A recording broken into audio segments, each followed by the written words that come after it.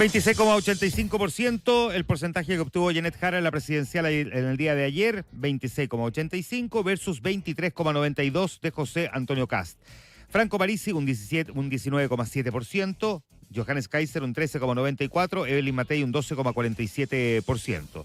Si se puede sacar conclusiones, la primera que uno puede mirar acá era quién pasaba a segunda vuelta. Ese era como el gran debate, ¿no? Que Janet Jara sabíamos que pasaba a segunda vuelta, todo lo indicaba. Ya vamos a hablar en todo caso del bajísimo nivel de porcentaje que recibió. Está no solo en el piso, sino que en el subsuelo de los respaldos que esperaban en su comando y ella misma. Pero si alguien pensaba que iba a haber un triple empate en la derecha, la verdad es que eso no ocurrió. Más bien, lo único que hubo fue una pugna entre Evelyn Matei y Johannes Kaiser, quedando la candidata de Chile Vamos en quinto lugar. Pero si se pensaba que esto iba a ser un triple empate, como en algún momento se definió, Kast, Kaiser, Matei, la verdad es que la distancia entre Kast y Kaiser son de 10 puntos y prácticamente 11 puntos con Evelyn Matei, por lo tanto eso no ocurrió.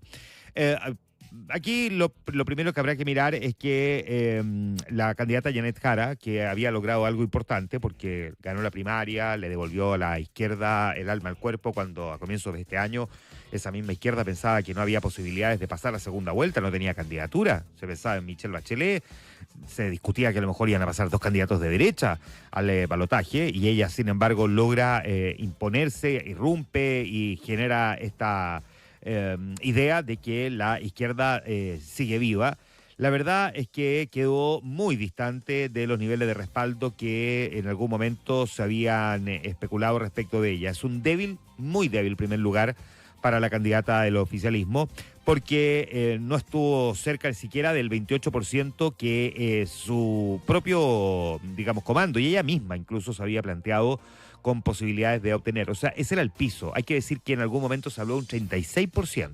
Lo llegaron a plantear figuras del socialismo democrático muy entusiasmados la semana pasada. Te lo decían en privado, que iba a estar en torno al 36%. Y en el comando de Janet Jara dijeron, no, bajemos la expectativa, vámonos así como a una cifra bien conservadora para que cualquier porcentaje superior a esa cifra sea considerado un éxito. Ya estando sobre el 30% era un buen resultado. Si estaba bajo el 30%, asumieran el comando que era más difícil poder ganar en el balotaje, pero 28% era el piso y la candidata saca 26,8%, o sea, ni siquiera llega al 27% de respaldo, lo que en sí mismo es una derrota. Pasa a segunda vuelta, pero con muchas dificultades de poder sumar votos que le permitan ganar en el balotaje, porque aquí, ya lo vamos a analizar en un momento más, hay que mirar a quién le saca votos, y la verdad es que no suma ni 5%, si es que los porcentajes de Marco Enríquez Ominami, Eduardo Artés, e incluso todos los que votaron por Harold May Nichols, se abocaran a votar por Janet Jara. No le suma más que de un 5% y con eso simplemente no le alcanza para poder ganar en segunda vuelta.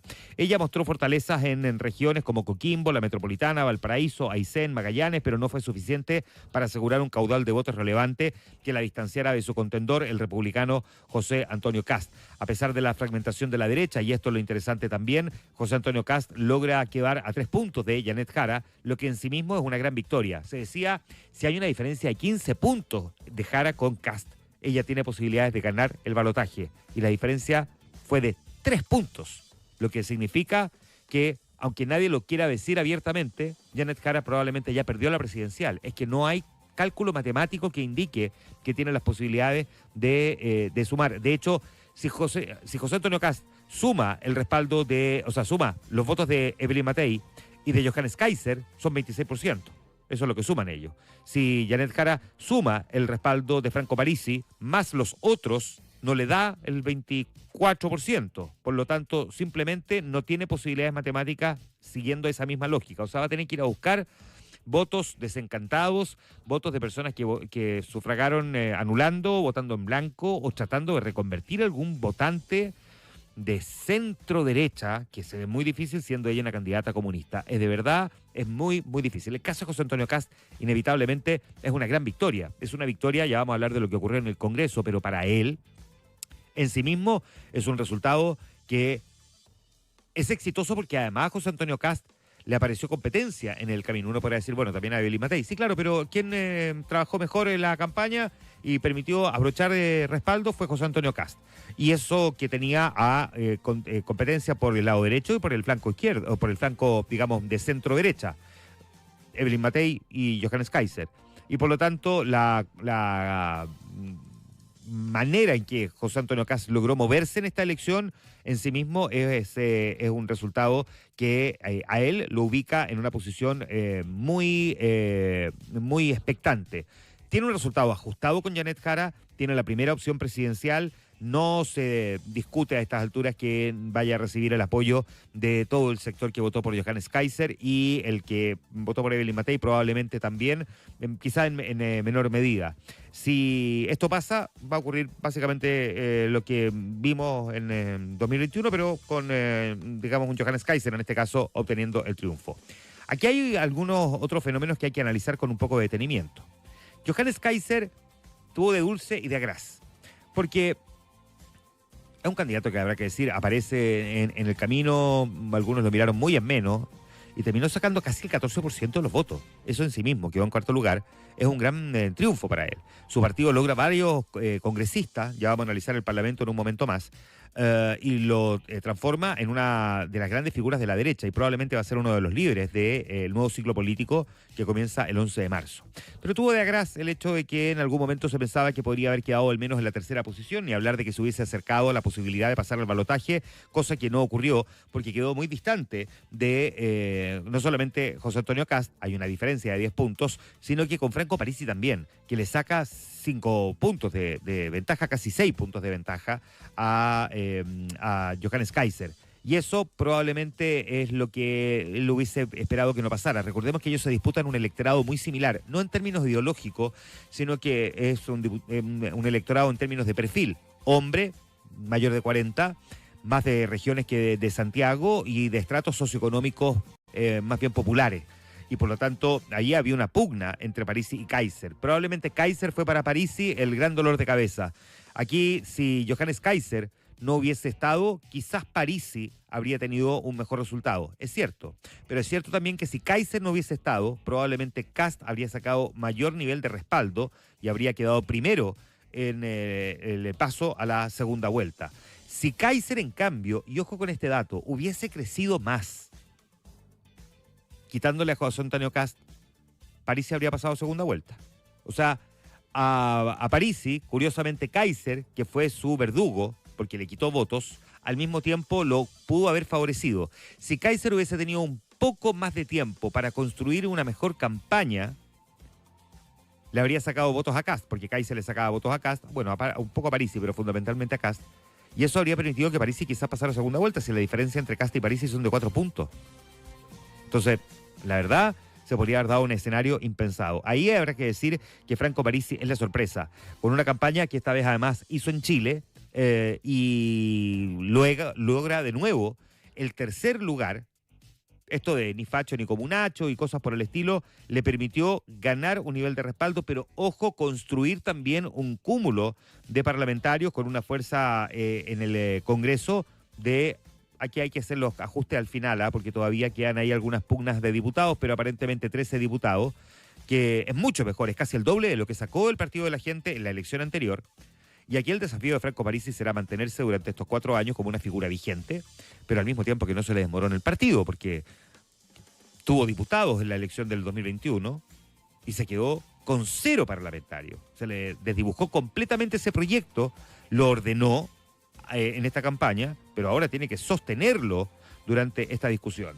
Y aquí hay algunas otras cosas que uno debería agregar. Evelyn Matei es quizás la gran derrotada de esta elección. Quedó quinta. No alcanzó ni siquiera el cuarto lugar que obtuvo Sebastián Sichel en 2021. 12,62% de los votos, debajo de Johannes Kaiser. Es una derrota muy dura que, claro, la llevó a dar un respaldo inmediato a José Antonio Kast, tratando de disipar cualquier duda, pero bastante regañadientes. Ella ahora va a quedar puesta en una situación que es más bien compleja. Va a salir a hacer campaña por José Antonio Kast, como Kast hizo campaña por Sebastián Piñera en su momento.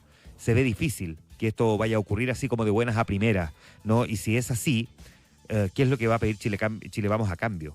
Aquí José Antonio Kast está fortalecido con el respaldo que obtuvo y la poca diferencia con Janet Jara, es verdad. Pero no hay que engañarse en algo. Si bien la llamada nueva derecha, extrema derecha, ultraderecha, usted le dirá como quiera, quedó mucho mejor aspectado en el Congreso.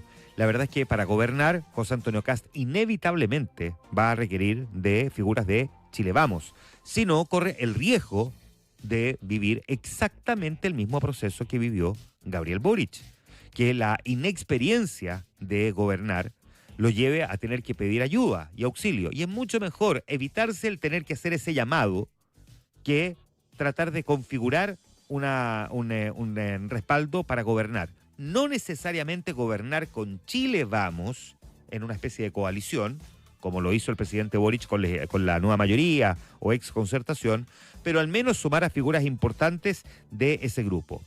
Es bien interesante lo que consiguió José Antonio Kast, porque ganó en las comunas más pobres del país. Evelyn Matei fue la que ganó en las comunas más ricas, por decirlo de alguna manera. El grupo de las comunas analizadas que uno puede mirar y que corresponde a aquellas con mayor y menor índice de pobreza por ingreso, según la última encuesta CACEN, muestra que en el caso de las que presentan más pobreza, 3 están en la Araucanía y 2 en el Biobío, y en ellas ganó José Antonio Kast.